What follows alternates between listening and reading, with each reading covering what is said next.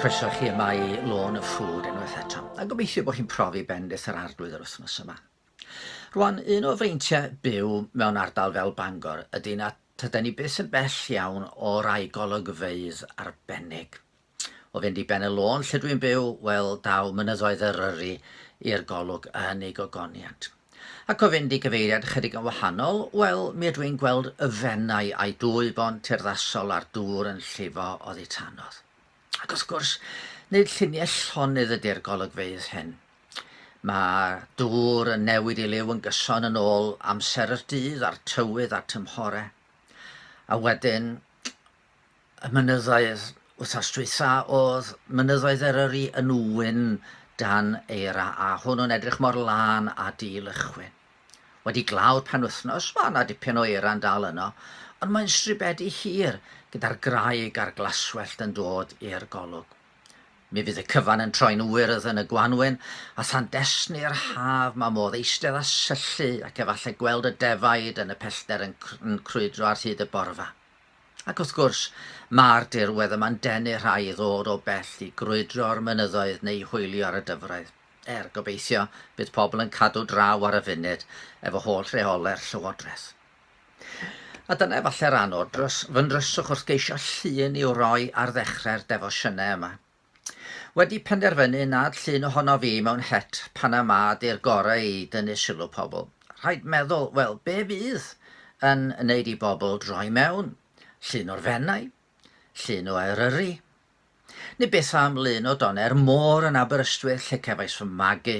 Oherwydd nid yma yn unig yng Ngogledd Cymru yma golygfeydd gwerth I gweld. Ond siarad ddoe gyda chymydog oedd ymynegu I awydd I deithio I fannau gwahanol. Nid jyst mwyn gweld olygfa. I'r Unol Daleithiau oedd o eisiau mynd, a'r hyn oedd yn ei ddenu fanno oedd mae o weinidog efo'r Methodistiaid ac yn awyddus I weld y mannau lle by'r brodyr Wesley yn ymweld â hwy yn Georgia.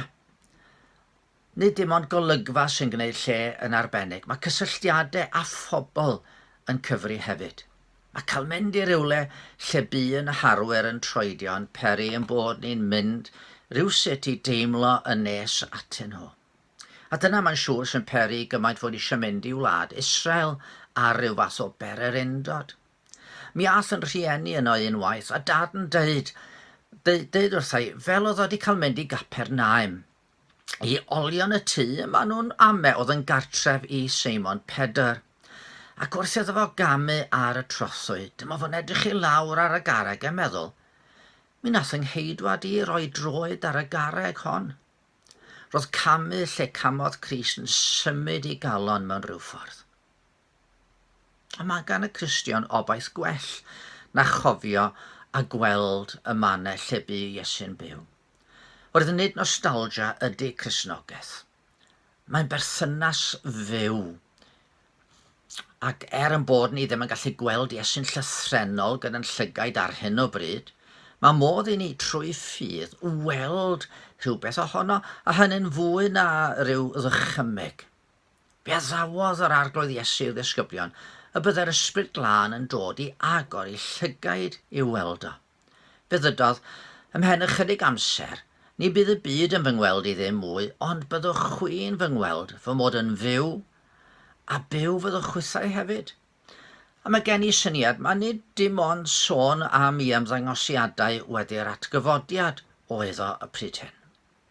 A mynd ymlaen I sôn am yr ysbryd glân yn I ogoneddu fo trwy ddangos pethau amdano fo I hun i'w ddisgyblion. A felly mae'r apostol Paul yn gallu deud wrth Gristnogion y Galatiad, chi y darluniwyd ar goedd o flaen eich llygaid Iesu Grist wedi groeshoelio. A mi oedd yn haid yn newigiad 1994 gallu sôn am un cyfarfod lle gwelodd o'r arglwydd Iesu Grist yn ei ogoniant. Gweld efo llygaid ffydd, gweld trwy'r ysbryd glân, a hwnnw'n symud I galon a chalonnau rhai eraill oedd efo fo. A rhyfeddu'n fwy nag unrhyw olygfa o Eryri yn ei gogoniant. A dyna nath i David Charles gan ei uchelderau mawr ei ddiwdod a dyfnderoedd ei efuddod sy'n creu synnu fus ar synnu yn rhugolion gwlad goleuni. Ac y pant y celyn yn teddeud, gweld wyneb a anwelyd mae'n ei mhennaid lawenhau trwy'r cwbl ges i eto, neu fydd gaf ei fwynhau. Pan elam twy yn eisiau. Bethau y byd yma.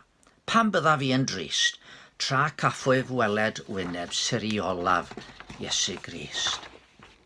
Dyma olygfa sy'n gallu cynnal ni trwy brofiadau mwyaf dyrys ac anodd bywyd.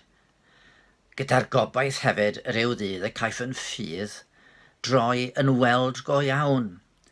Oherwydd mae Crist wedi addo ryw ddydd y cawn fod gydag ef. Panel y byd ar dan ac edrych yn ei hyfryd wedd gan harddach nag o'r blaen. Cawn weld a syllu ac yfed i mewn yr olygfa i'n bodloni am dragwyddoldeb. Oedd Pedr yn gallu sôn wrth Gristnogion, rydych yn ei garu ef na welsoch mohono. Ond deud hynny'n nghyd-destun y gobaith o gael bod gydag o ryw ddiwrnod. O, na chawn i olwg hyfryd ar ei wedd, dywysog bywyd, tegwch byd a'i holl beserau yn ei wydd a lwyr ddiflannau. Dyma sydd wedi gwneud i gymaint o emynwyr sôn mewn hireth am gael gweld yr arglwydd yn well. A heddiw, mae ganddo ni'r gobaith wrth i ni fyw yn bywyd, bod yr arglwydd efo ni, cawn ni weld o ar ryw ystyr wrth i ni fyw yn bywyd yn ei gwmni, ac y cawn ni'r gobaith yma yn ein calonau wrth roi'n ffydd ynddo fo. Ryw ddydd, y cawn ni edrych yn ei hyfryd wedd. Gadwch i ni weddio.